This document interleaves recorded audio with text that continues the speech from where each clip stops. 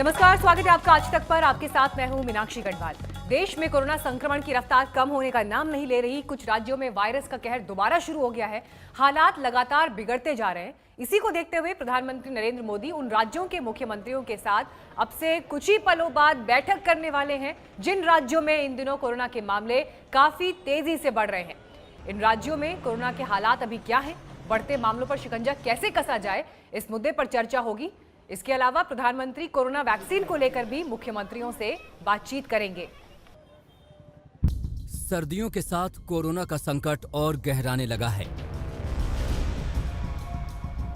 देश के कई राज्यों में महामारी तेजी से पांव पसार रही है और मौत के आंकड़े भी बढ़ते जा रहे हैं। बचाव के साथ पूरी दुनिया को वैक्सीन का इंतजार है। कोरोना से निपटने की रणनीति और वैक्सीन की तैयारियों पर आज पीएम मोदी राज्यों के मुख्यमंत्रियों के साथ एक बार फिर से मंथन करने वाले हैं। पीएम की आज होने वाली बैठक दो मुख्य मुद्दों पर है और इन दोनों मुद्दों पर दो अलग अलग बैठकों में चर्चा होगी। पहला तो ये कि जिन राज्यों में कोरोना के मामले फिर से तेजी से बढ़ रहे हैं, उनके साथ रोकथाम के उपायों पर चर्चा करना। पहली बैठक सुबह 10:30 बजे से 12 बजे के बीच होगी। इस बैठक में पीएम मोदी केरल, पश्चिम बंगाल, हरियाणा, दिल्ली, राजस्थान, गुजरात, महाराष्ट्र और छत्तीसगढ़ के मुख्यमंत्रियों से बात करेंगे। इन राज्यों में हाल के दिनों में कोरोना के मामले तेजी से बढ़े हैं। ज्यादा कोरोना मामले वाले राज्यों के साथ चर्चा के बाद पीएम मोदी की अगली बैठक भी राज्यों के मुख्यमंत्रियों के साथ ही होगी। दूसरी बैठक 12 बजे के बाद होगी। इस बैठक में कोरोना वैक्सीन तैयार होने पर राज्यों को उसकी सप्लाई और वैक्सीनेशन का रोड मैप तैयार करने पर चर्चा होगी। वैक्सीन की सप्लाई और उसके रोड मैप पर बात करने से पहले आपको ये बता दें कि केंद्र सरकार कोरोना के हालात पर चिंतित क्यों है।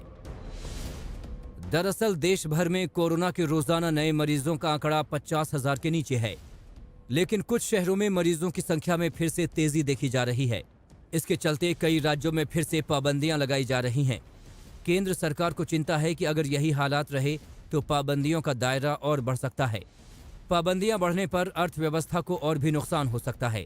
इसलिए जरूरी है कि शहरी इलाकों में वायरस का फैलाव रोका जाए। विश्व स्वास्थ्य संगठन ने सर्दियों में कोरोना संक्रमण के बढ़ने का खतरा जताया है। इस बीच वैक्सीन के आने की खबर ने उम्मीद जरूर बढ़ा दी है, लेकिन वैक्सीन कब किसको कैसे मिलेगी, इसको लेकर कई सवाल हैं। वैक्सीन को लेकर दो बातें अभी तक साफ हैं। पहली ये कि राज्यों को वैक्सीन अलग से नहीं खरीदनी होगी, बल्कि केंद्र सरकार ही देगी। दूसरी ये कि स्वास्थ्य सेवाओं से जुड़े लोगों और बुजुर्गों को वैक्सीन सबसे पहले दी जाएगी। लेकिन 130 करोड़ लोगों के देश में सिर्फ वैक्सीन का आविष्कार हो जाना बड़ी बात नहीं है। बड़ी बात होगी इतने लोगों तक ये वैक्सीन पहुंचाना और फिर टीकाकरण का इंतजाम करना। जाहिर है ये चुनौती काफी बड़ी है और राज्यों के साथ सटीक तालमेल के बगैर कामयाबी की उम्मीद भी नहीं की जा सकती। हिमांशु मिश्रा के साथ आज तक ब्यूरो। तो प्रधानमंत्री राज्यों के मुख्यमंत्रियों के साथ ये अहम बैठक करने वाले हैं, क्योंकि हालात जिस तरह से कोरोना को लेकर देश भर में बिगड़ रहे हैं वो एक गंभीर चिंता का विषय बना हुआ है। 1,40,000 के करीब लोग अब तक मर चुके हैं अकेले भारत में। आप यहां से इस घटना की गंभीरता का अंदाजा लगाइए। हमारे साथ इस वक्त खास मेहमान चर्चा में जुड़ रहे हैं। बीजेपी से हमारे साथ गुरु प्रकाश आ गए हैं चर्चा में। सौरभ भारद्वाज आम आदमी पार्टी से हमारे साथ जुड़ रहे हैं। अभय दुबे कांग्रेस पार्टी से हमारे साथ मौजूद हैं और अविनाश अदीक साहब मौजूद हैं एनसीपी से हमारे साथ। शुरुआत गुरु प्रकाश जी आपके साथ ही मैं करना चाहूंगी। 9 महीने में ये 7वीं बैठक है जो प्रधानमंत्री राज्यों के मुख्यमंत्रियों के साथ कर रहे हैं, लेकिन सवाल ये उठता है कि इन 9 महीनों में क्या बदला है। आंकड़े डराने वाले हैं, भयावह है। क्या हमारी स्ट्रैटेजी ठीक नहीं है? क्या जो कदम उठाए गए वो नाकाफी थे, या फिर आप ये मानेंगे कि व्यवस्थाएं इतनी मजबूत नहीं थी कि उनका असर जमीन पर वैसा दिखाई दे? नहीं, देखिए मीनाक्षी जी, ऐसा है कि जब हमारे प्रधानमंत्री जी कहते हैं कि टीम इंडिया या कोऑपरेटिव फेडरलिज्म की बात होती है, तो उसको कॉन्स्टिट्यूशनली और फेडरली देखने की आवश्यकता है कि कभी भी नेतृत्व क्षमता या काल्पनिक क्षमता उसी व्यक्ति की होती है जो सबको साथ लेकर के चलता है। तो जब ये गंभीर समस्या भारत में आई थी, तो एक लॉकडाउन लगाना, ये जानते हुए कि भारत जैसे विशाल देश में इसके इकोनॉमिक इम्प्लीकेशंस होंगे, उसके बावजूद वो चाहे 1200 ट्रेन का मामला हो, या मैं तो बिहार से हूँ और बिहार में छठ पर्व का महत्व है। छठ तक हर घर में राशन की व्यवस्था करनी हो, तो एक दीर्घकालिक सोच के साथ, एक लॉन्ग टर्म विजन के साथ, एक स्ट्रैटेजी के साथ प्रधानमंत्री जी ने इस पे काम किया है। और आज की भी बैठक भी उसी संदर्भ में देखने की आवश्यकता है। 2 बैठक जहां तक मेरी जानकारी है, एक तो कोरोना वैक्सीन के डिस्ट्रीब्यूशन स्ट्रैटेजी को लेकर के, और दूसरा जिन राज्यों में केस लोड अधिक है वहां पे। तो इसमें किसी प्रकार की कोई राजनीति की अपेक्षा हमें नहीं करनी चाहिए, क्योंकि दिल्ली में भी जो स्थिति थी हम लोगों ने देखा था। दिल्ली में भी माननीय गृह मंत्री को हस्तक्षेप करना पड़ा, तब स्थिति जाकर के कहीं नियंत्रण में आई है। अभी और काम करना बाकी है। इसीलिए कैसे कोऑपरेटिव फेडरलिज्म का एक उम्दा उदाहरण पेश किया जाए, स्टेट गवर्नमेंट साथ में आए, सेंट्रल गवर्नमेंट साथ में आए, और दोनों का फोर्स मिलकर के इस क्राइसिस से कैसे निपटे, हमें इसकी चिंता करनी चाहिए। और इसी दिशा में आज की बैठक सुनियोजित की गई। मीनाक्षी जी, गुरुप्रकाश जी, जिस समय लॉकडाउन को लेकर फैसले हुए थे, केंद्र सरकार की तरफ से ये कहा गया था उस समय कि 21 दिन का समय आप दीजिए, इन 21 दिनों में हालात काबू में होंगे। लेकिन उन 21 दिनों के बाद तो 9 महीने का समय बीत चुका है। देश की राजधानी दिल्ली हो, देश के जो बाकी राज्य हैं वहां की परिस्थितियां हो, इकोनॉमी को जो नुकसान हुआ है वो अपनी जगह है। एक आम इंसान के जहन में ये सवाल है कि क्या वो सुरक्षित है इस देश में कोरोना पैंडेमिक के समय में? आपातकाल का आप जिक्र कर रहे हैं, लेकिन जितने लोग मर रहे हैं, इतने लोग तो जो प्राकृतिक आपदाएं आती हैं देश में, मतलब उससे भी ज्यादा ये आंकड़ा है। सुप्रीम कोर्ट इस पर चिंता जाहिर कर रहा है।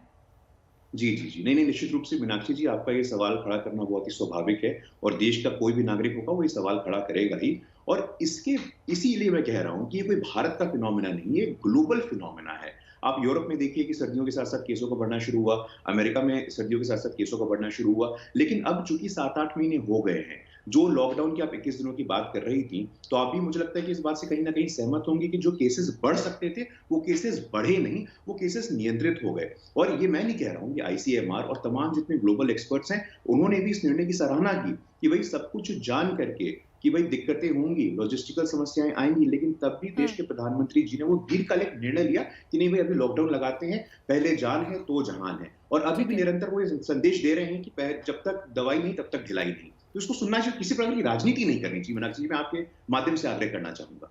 सौरभ भारद्वाज जी, चर्चा में आइए। देखिए, यहाँ पर जो परिस्थितियां अभी दिखाई देती हैं, बीते 24 घंटे में भी दिल्ली में फिर 100 लोगों की मौत हुई है कोरोना की वजह से।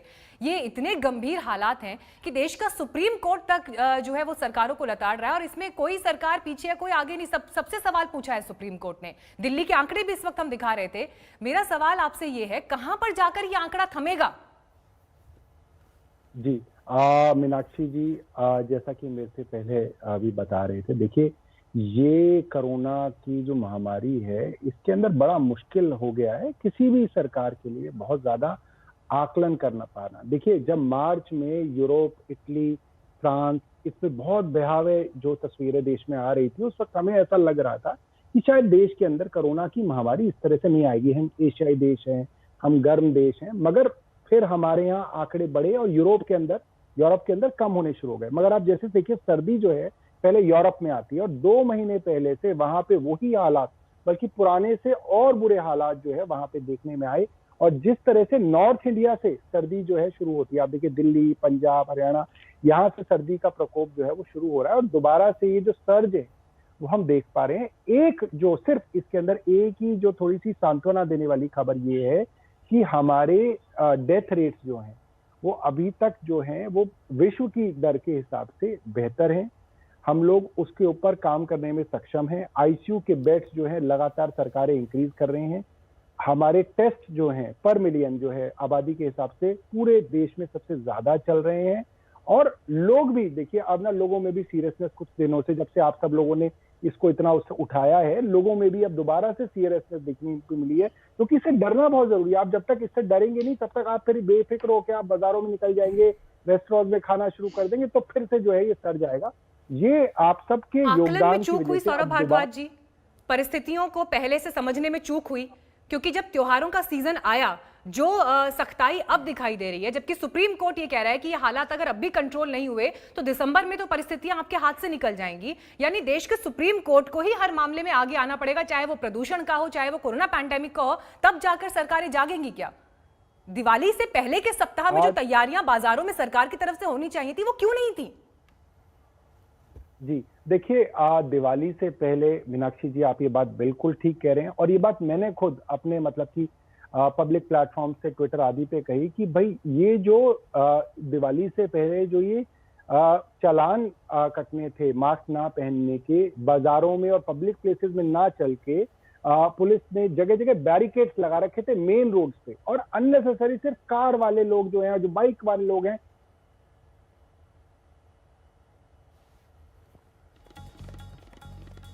जो हम एफर्ट था वो गलत जगह एफर्ट था। अब लगता है एफर्ट सही जगह जो है वो लगा है कि बाजारों में पब्लिक प्लेसेस के ऊपर सख्ती हुई है। बाजार की मार्केट एसोसिएशंस को भी बुला के बोला गया कि भाई अगर आप लोग सोशल डिस्टेंसिंग का पालन नहीं कराएंगे तो सरकार को मजबूरन बाजारों के ऊपर जो है वो कार्रवाई करनी पड़ेगी। तो स्थिति जो है पिछले एक हफ्ते से अगर आप देखें तो वो पॉजिटिविटी की रेट थी, इन्फेक्शन की जो रेट थी वो 15% से घट के अब करीब 10% पे आई है। और मुझे लग रहा है इस तरह के एफर्ट्स अगर चलेंगे तो और धीरे धीरे कम आएगी। अलग अलग कॉलोनीज के अंदर हम स्पेशल कैंप्स लगा के सब लोगों से कह रहे हैं कि भाई आप टेस्ट कराइए, और अलकनंदा, ग्रेटर कैलाश, अलग अलग जगहों पे मोबाइल वैन जो हैं वो हमने टेस्टिंग के लिए लगाई हैं। डॉक्टर, शासन बहुत मेहनत कर रहा है। We will be able to control it. Avinash Adik ji, Maharashtra में इस वक्त जो हालात है नजर तो उससे बनी हुई है। खुद महाराष्ट्र के मुख्यमंत्री भी आज शामिल होंगे जब प्रधानमंत्री के साथ ये बैठक हो रही है। लेकिन जो फैसला भी आपकी तरफ से लिया गया है, अभी जो लोग बाकी राज्यों से महाराष्ट्र में दाखिल होते हैं उन्हें अपने साथ RT-PCR जो रिपोर्ट है वो लेकर जाना पड़ेगा। रिपोर्ट का विंडो लेकिन 72 घंटे का है। कई लोगों ने टिकट्स बुक की हुई हैं, कई लोगों के कई प्लान्स थे। कोई क्लैरिटी इस पर आप देंगे जनता को? मीनाक्षी जी नमस्कार। सबसे पहले ऐसा है कि महाराष्ट्र में आप जानती हैं कि पहले से सबसे ज़्यादा केसेस रिपोर्ट की गई थी। देश में सबसे पहले लॉकडाउन भी महाराष्ट्र में हुआ। आज महाराष्ट्र में जितना टेस्टिंग हो रहा है शायद ही देश में किसी और राज्य में हो रहा है। हम 90,000 से ज़्यादा टेस्टिंग कर रहे हैं। लेकिन उसके बाद भी हमने देखा कि ये जब बीच में त्यौहार का माहौल था, समय था, दिवाली आई और भी त्यौहार आए, तो उसमें जब लोगों के लिए सरकार ने लॉकडाउन के नियम थोड़े से नाजुक कर दिए या थोड़े से खोल दिए, तो लोगों से जिस तरह की सहकार की हमें उम्मीद थी वो मिला नहीं। लोगों ने इस अनलॉक के समय जिस तरह से सावधानी बरतनी चाहिए थी वो उन्होंने बरताई नहीं, और उसका नतीजा ये है कि थोड़े से आंकड़े बढ़ गए। अब उसके बाद सरकार इसी नतीजे पे पहुंची है कि जहां केसेस ज़्यादा रिपोर्ट हो रही है, जैसे कि दिल्ली में हो रही है, राजस्थान में हो रही है, गुजरात में हो रही है, गोवा में हो रही है, ये जहां से ज़्यादा केसेस की रिपोर्टिंग देश भर में नज़र आती है, वहां से अगर कोई यात्री आते हैं, चाहे महाराष्ट्र के हो, महाराष्ट्र के बाहर के हो, तो उनके लिए एक ये सिस्टम उन्होंने अपनाया है कि वो टेस्ट करके ही आए। अब कुछ लोग रेल से आएंगे, कुछ हवाई जहाज़ से आएंगे, कुछ मोटर कार से आएंगे, तो हर एक के लिए उन्होंने एक अलग सूची बनाई है। मैं ऐसा मानता हूं कि looking at the larger picture, अगर उसकी हम पूरी तरह से उसको देखें तो एक सही फैसला है। और आज आदरणीय प्रधानमंत्री जी की अध्यक्षता में जो बैठक होगी उसमें मैं उम्मीद वही करता हूं कि वो सारे मुख्यमंत्रियों के साथ चर्चा करके आगे का जो रास्ता है वो तय करेंगे। ये कोरोना की जो वैश्विक महामारी है इसमें कोई राजनीति है नहीं, तो हम सब चाहते हैं कि इसका हल जल्द से जल्द फटाफट आपका एक कमेंट। स्टैंडर्ड ऑपरेटिंग प्रोसीजर वो ठीक है। अबे दुबे जी, हालात तो राजस्थान में भी जो है बहुत खराब दिखाई देते हैं। मंत्री हो, नेता हो या फिर ब्यूरोक्रेसी हो, कोरोना की घुसपैठ हर जगह हो गई है। मीनाक्षी जी देखिए, आप याद कीजिए प्रधानमंत्री जी ने आखिरी जो बैठक की थी वो 23 सितंबर को की थी, और 24 सितंबर को जो टेस्ट हमारा था वो 14,92,000 था। आज 22 नवंबर को जो टेस्ट है वो 8,49,000 हो गया। तब केसेस 83,000 पर डे आते थे, आज आप बता रही हैं कि 38,000 केसेस आ रहे हैं। तो इससे साफ होता है कि हमने टेस्टिंग बहुत कम कर दी। परमानेंट प्राइम मिनिस्टर ने जो पैंडेमिक है उसको टेम्परेरी तरीके से ट्रीट किया है 61 दिनों में। इन 61 दिनों में प्रधानमंत्री जी प्रचार में लगे रहे, जबकि जून में आप देखिए सौम्या स्वामीनाथन ने, जो चीफ साइंटिस्ट है WHO की, उन्होंने आगाह कर दिया था कि दिसंबर, जनवरी, फरवरी ये पीक समय होगा और यहाँ पर बहुत केसेस बढ़ेंगे। वर्ल्ड वाइड ये बात थी, मगर हिंदुस्तान ने उस तरीके से डील नहीं किया। और आज भी जो हम टेस्ट करा रहे हैं उसमें 49% एंटीजन टेस्ट है जो कि फॉल्स नेगेटिव देता है। कोर्ट तक, दिल्ली में तो हाई कोर्ट तक ने कहा, ICMR ने कहा कि उस पर हम रिलाय नहीं कर सकते हैं। तो इसका आशय साफ है कि ये आंकड़ा बहुत बड़ा है और सरकार, केंद्र सरकार ने खास करके गंभीर लापरवाही की कि एक अवेयरनेस कैंपेन, ये बात जून से कही जा रही थी कि बहुत बड़ा अवेयरनेस कैंपेन लगाना है, क्योंकि जो हमने ड्रेकोनियन लॉकडाउन ठीक किया है था अभय राहुल जी, गांधी लेकिन जी का, मैंने याद आपसे कीजिए। सवाल राजस्थान को लेकर पूछा था कि वहां पर जिस तरह से आंकड़े सामने आ रहे हैं, परिस्थिति तो वहां पर भी ठीक नहीं है। तो यहां पर सवाल ये उठता है कि आखिर क्या सुप्रीम कोर्ट ही जब किसी बात को लेकर टिप्पणी करेगा, सख्त अपने आदेश देगा, नाराजगी दिखाएगा, तब जाकर सरकारें जागेंगी? प्रधानमंत्री नरेंद्र मोदी आज राज्यों के मुख्यमंत्रियों के साथ बैठक कर रहे हैं, इस पर नजर हमारी बनी हुई। देश में कोरोना संक्रमण की रफ्तार कम होने का नाम नहीं ले रही। कुछ राज्यों में वायरस ने दोबारा कहर मचाना शुरू कर दिया है। हालात जिस तरह से बिगड़ रहे हैं, उसके बीच प्रधानमंत्री आज राज्यों के मुख्यमंत्रियों के साथ बैठक करेंगे जहां पर हालात ज्यादा खराब हैं, यानी दिल्ली, पश्चिम बंगाल, महाराष्ट्र, राजस्थान, गुजरात, ये राज्य शामिल हैं। इन राज्यों के मुख्यमंत्री शामिल होंगे आज प्रधानमंत्री के साथ बैठक में। और इसके बाद चर्चा इस बात पर भी होगी कि कोरोना वैक्सीन को लेकर डिस्ट्रीब्यूशन प्रोसेस क्या हो सकता है, कैसे, कब तक वैक्सीन मिलेगी, किसे पहले दी जाएगी। तो इसे लेकर जो एक रूपरेखा होगी, एक रोड मैप सरकार को तैयार करना है, उस दिशा में ये बैठक बेहद अहम। हमारे साथ अशोक सिंघल इस वक्त जुड़ गए हैं और जानकारी के साथ। अशोक, कितनी देर में बैठक स्टार्ट होगी? बस शुरू होने वाली मीटिंग 10:30 बजे बैठक शुरू होगी, जिसमें गृह मंत्री अमित शाह भी रहेंगे और मुख्यमंत्री रहेंगे। सबसे बड़ी अहम बात यह है कि कोरोना की रफ्तार जिस ढंग से बढ़ी है, काफ़ी मरीज की संख्या बढ़ने को लेकर के प्रधानमंत्री ने बैठक बुलाई कि कैसे कंट्रोल किया जाए, क्या क्या उपाय अभी तक स्टेट गवर्नमेंट ने किए हैं और आगे क्या किए जाने की जरूरत है, और सेंट्रल गवर्नमेंट इसमें क्या मदद कर सकता है। क्योंकि अगर दिल्ली की बात करें तो अभी कल ही गृह मंत्री अमित शाह ने टेस्टिंग के लिए मोबाइल वैन शुरू किया है, ताकि जा जाके अलग अलग इलाकों में टेस्ट किए जाएंगे और बहुत टेस्ट फ्री होंगे। केंद्र सरकार की तरफ से ये टेस्ट फ्री होंगे। हालांकि 499 रुपये रेट रखा गया है और आने वाले दिनों में और भी ज़्यादा टेस्टिंग बढ़ाई जाएगी। इसके अलावा जो आईसीयू बेड्स हैं, वेंटिलेटर्स हैं, ये भी काफ़ी संख्या में हॉस्पिटल में बढ़ाए गए हैं। और दिल्ली सरकार की तरफ से भी ट्रेडर्स के साथ जो बैठक हुई थी, उसमें भी कहा गया था कि जो गाइडलाइंस है, प्रोटोकॉल है, उसका इम्प्लीमेंट करना बहुत जरूरी है। तो आज की बैठक में बाकी स्टेट्स के मुख्यमंत्री भी अपनी अपनी बात रखेंगे कि ये जो कोरोना के केसेस बढ़े हैं, क्या उसके पीछे कारण है और कैसे नियंत्रित किया जाए। आप नजर बनाए रखिए अशोक, आपके पास हम लौटेंगे जैसे ही बैठक शुरू होगी। लेकिन खास मेहमान चर्चा में हमारे साथ लगातार जुड़े हुए हैं। लेकिन पहले आपको हम ये सुनवाते हैं, केंद्रीय स्वास्थ्य मंत्री डॉक्टर हर्षवर्धन ने जब हमने उनसे बात की तो उन्होंने कोरोना वैक्सीन को लेकर क्या जवाब दिया। हमारा अभी अनुमान है कि जो पहले 3 महीने हैं 2021 के, इन महीनों में हमारे को कभी भी वैक्सीन जो है मिलना प्रारंभ हो जाएगी। नंबर 1 बात। दूसरी बात यह है कि हमारा टारगेट है कि लगभग जुलाई के महीने तक हम देश में 20-25 करोड़, और अगर मैं और 1-2 महीना ऐड कर दूं, उसमें अगस्त सितंबर कर दूं, तो 25 से 30 करोड़ तक लोगों को हम देश में एक सेफ इफेक्टिव वैक्सीन, जो हमने हमारे अपनी सब तरह की संतुष्टि करके, ट्रायल्स करके, वैलिडेशन करके, उसके सारे जैसे अप्रूवल्स देके उसको हमने देश के लिए उपलब्ध करा दिया होगा, वो हम लगा पाएंगे। तो हमारी अब इसमें इस ग्रुप ने बहुत विचार विमर्श करके प्रायोरिटीज तय की हैं। अब उसमें प्रायोरिटीज में सबसे पहली प्रायोरिटी क्या है? हेल्थ केयर वर्कर है। हेल्थ केयर वर्कर की डेफिनेशन क्या है कि ये जो हेल्थ केयर सेटिंग में, चाहे सरकारी हो चाहे प्राइवेट हो, उसमें डॉक्टर, नर्सिस के साथ साथ जो हेल्थ केयर सेटिंग में जो भी काम करता है, ये सारे देश के अंदर, यानी वो स्टाफ जरूरी नहीं कि वार्ड के अंदर ही काम कर रहा हो, वो कहीं पे भी, यानी हेल्थ केयर सेटिंग में सरकारी और प्राइवेट। फिर दूसरा प्रायोरिटी क्या है? फ्रंट लाइन वर्कर, जो हेल्थ केयर के सेटिंग से जुड़ा नहीं है, लेकिन अब जैसे आपने देखा दिल्ली में अब सैनिटेशन के लोग हैं जो फील्ड में काम करते हैं, पुलिस के लोग हैं, पैरामिलिट्री है, या इस तरह के जो लोग हैं। फिर उसी में नेक्स्ट प्रायोरिटी है कि जो 65 साल से ऊपर के लोग हैं। अगर 50 से कम में जाना है जब नेक्स्ट स्टेज में, तो फिर उसमें भी जिसको कोमॉर्बिडिटी है, मान लीजिए उसको पहले से कोई डायबिटीज है या दूसरी बीमारियां हैं, तो ये कैटेगरीज के ऊपर भी विचार विमर्श होके अभी इसमें भी इतनी प्रोग्रेस हो गई है कि सारे स्टेट्स ने, हमने 31 अक्टूबर तक का समय तय किया था, मेजॉरिटी स्टेट्स ने हेल्थ केयर वर्कर्स की लिस्ट बना दी है। अब उनको कहा गया है हमारा जो इलेक्ट्रॉनिक प्लेटफॉर्म है उसके ऊपर उसको अपलोड करने के लिए। तो केंद्रीय स्वास्थ्य मंत्री डॉक्टर हर्षवर्धन ने अभी तक का स्टेटस बताया कि वैक्सीन को लेकर आगे क्या तस्वीर, रूपरेखा हो सकती है। लेकिन अभय दुबे जी, ऐसा लगता है कि कांग्रेस पार्टी से संतुष्ट नहीं है। राहुल गांधी तो अब भी ट्वीट करके ये पूछ रहे हैं कि वैक्सीन कब आएगी।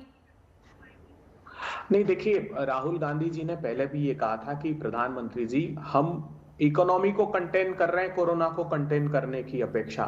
जो ड्रेकोनियन लॉकडाउन है उससे हमने पहले जान गंवाया, अब जान गंवा रहे हैं। और मेरी मान्यता है कि अगले नवंबर तक हमारी ज्यादा आबादी तक हम वैक्सीन पहुंचाने में समर्थ नहीं होंगे, जो विभिन्न साइंटिस्टों का कहना है। अब हम आग्रह ये करना चाहते हैं कि फिर से जो ये नए सिरे से लॉकडाउन करना प्रारंभ किया है, अभी देखिए डिमांड त्योहारों के कारण बहुत बड़ी है, ये हमको देखना चाहिए। जो -23.9% जीडीपी हमने कर ली थी, उसमें एक अच्छा पक्ष ये दिखने लगा है। तो कहीं ऐसा ना हो कि फिर अविवेकपूर्ण निर्णय केंद्र सरकार की तरफ से लिए जाएं। एक तो इसमें सावधानी बरतनी होगी, दूसरा सबसे पहले हमको कोमॉर्बिडिटी और एज, इसका ध्यान रखना चाहिए। वैक्सीनेशन के लिए हमको सबसे पहले, नहीं, अभय क्योंकि जी, वो वनरेबल वो है, जवाब तो क्योंकि- केंद्रीय मंत्री ने जी। दिया ना, वो हमने सुनवाया। मेरा सवाल आपसे ये है कि क्या राहुल गांधी जिस तरह से ट्वीट कर रहे हैं, विपक्ष क्या मार्च तक का इंतजार भी नहीं करना चाहता, जबकि वो टाइमलाइन बता रहे हैं कि मार्च तक वैक्सीन आएगा, कैसे कैसे दिया जाएगा, इसका भी एक मोटा मोटा उन्होंने खाका बताया इस बातचीत में। मेरा सवाल आपसे ये है अभय दुबे जी, अगर विपक्ष इतना जिम्मेदारी लेकर जब ये बयान दे रहा है, तो अगर आपके पास कोई आइडिया है, कोई सुझाव है, तो आप क्यों नहीं दे देते सरकार को वो सुझाव? नहीं, देखिए, वो तो सरकार जब भी आमंत्रित, हमारे राज्य सरकारों में तो हम इस बात की चर्चा करेंगे ही सही, लेकिन प्रधानमंत्री जी जब भी आमंत्रित करेंगे सकारात्मक तरीके से। और मुझे लगता है कि देश में सबसे ज्यादा परिपक्व तरीके से अगर इस महामारी में किसी ने व्यवहार किया है, किसी राजनेता ने, तो वो राहुल गांधी जी थे। उन्होंने पहले ही इस बात से आगाह कर दिया था, मगर उनकी सलाह पर काम नहीं किया केंद्र की सरकार ने। अब हम अपेक्षा करते हैं कि कम से कम केंद्र सरकार जान भी बचाए और जहान भी बचाए। मैं फिर कह रहा हूं कि ये जिस प्रकार का क्रम प्रारंभ हुआ है, पहले नाइट का कर्फ्यू अहमदाबाद क्या आप में लोग तो सुझाव पूरा नहीं कर्फ्यू मानते हैं? प्रारंभ कर दिया। क्या आप लोग सुझाव नहीं नहीं, मानते हैं मैं- विपक्ष की तरफ से दिए गए? नहीं, मीनाक्षी जी, मैं अपने साथी प्रवक्ता की बात बड़ी गंभीरता पूर्वक सुन रहा था। देखिए, यही दुर्भाग्य है। अभी आम आदमी पार्टी से भी हमारे मित्र बैठे हैं, एनसीपी से भी हमारे मित्र बैठे हैं, और सबकी बातों को मैंने गंभीरता से सुना। किसी ने भी राजनीति का कोई अंश नहीं लेकर के आए इन बातों में। हम जानते हैं मामले की गंभीरता, हम जानते हैं कि मामला कितना गहरा है। और यही देखिए, कांग्रेस पार्टी का जो दुर्भाग्य है, हमें कांग्रेस पार्टी से प्रमाण पत्र की आवश्यकता नहीं है।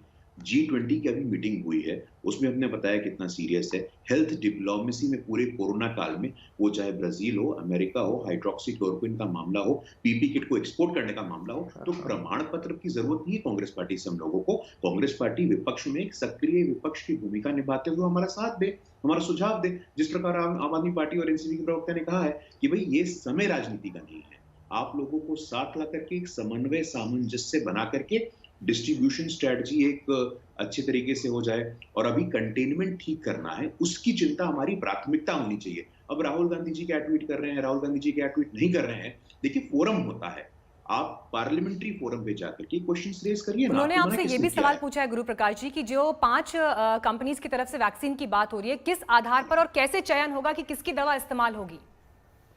देखिए, आने वाले समय में सब स्पष्ट हो जाएगा। और हमारे भी स्वास्थ्य मंत्री जी ने कहा है कि देखिए कितना बढ़िया ब्लूप्रिंट और एक रोड मैप उन्होंने बताया है कि पहले 3 महीने में health care worker, front line worker, 65 के ऊपर के लोग, 50 के ऊपर के कोमॉर्बिडिटी के लोग, तो इस प्रकार आने वाले समय में सभी चीजें पारदर्शी हैं। ये हो जाएगा। देखिए, कांग्रेस पार्टी के पास अविनाश जी, शासन चलाने का अनुभव है। गुरु प्रकाश जी, कैसा शासन ठीक है, चलाया मैंने हम लोगों आपका ने पॉइंट देखा नोट है। किया। अविनाश जी, क्या आप इस बात से संतुष्ट हैं जिस तरह का रोड मैप अभी तक का मोटा मोटा एक खाका केंद्रीय स्वास्थ्य मंत्री ने बताया वैक्सीन को लेकर? मीनाक्षी जी, ऐसा है कि पूरे विश्व भर में अभी तक वैक्सीन की कोई खोज हुई नहीं है।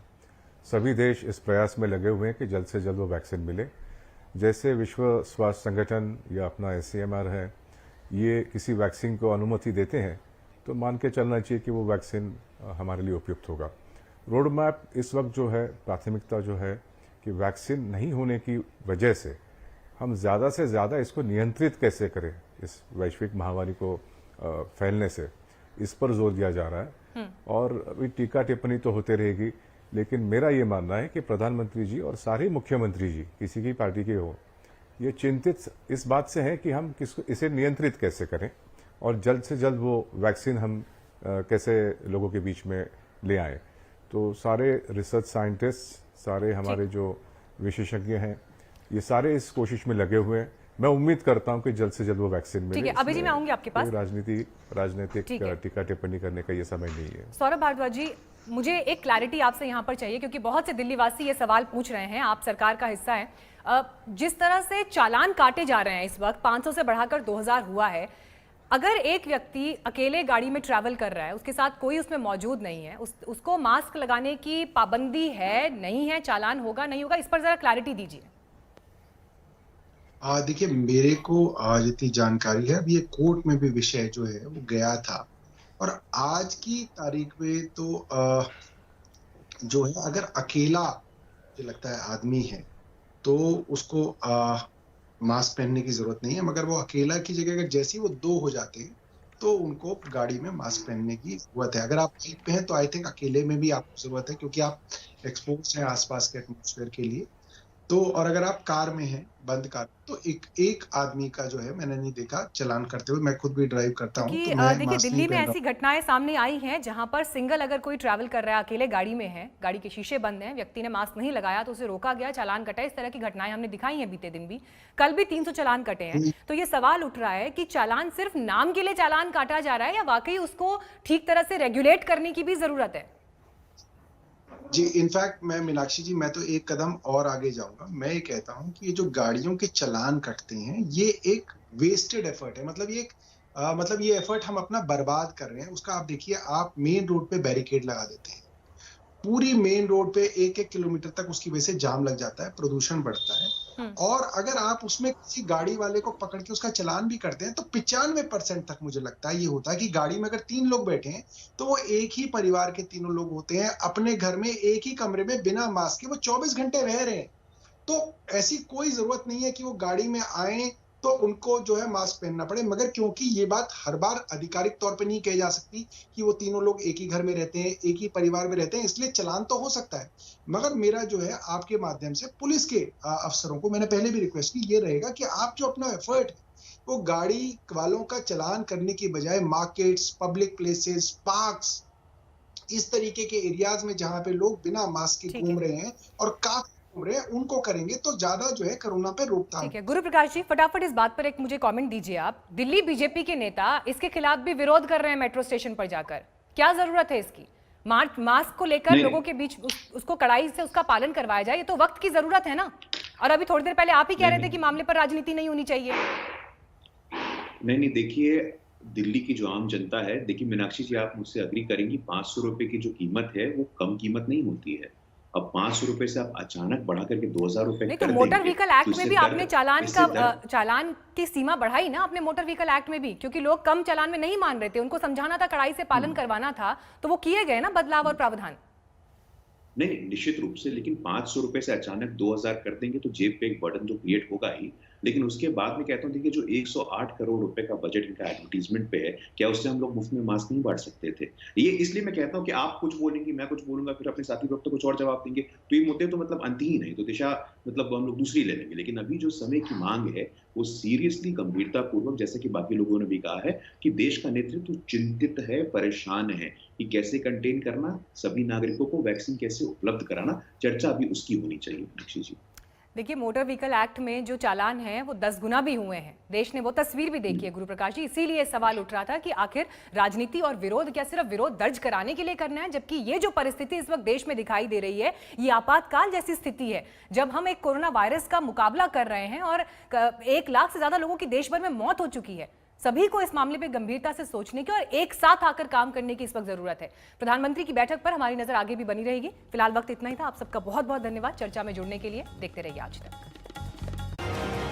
नमस्कार, मैं हूं अंजना ओम कश्यप। हमें उम्मीद है ये वीडियो आपको पसंद आया होगा। लेटेस्ट खबरों के लिए यूं ही देखते रहिए आज तक, और इस वीडियो के पसंद आने पर लाइक, शेयर एंड सब्सक्राइब करना ना भूलें।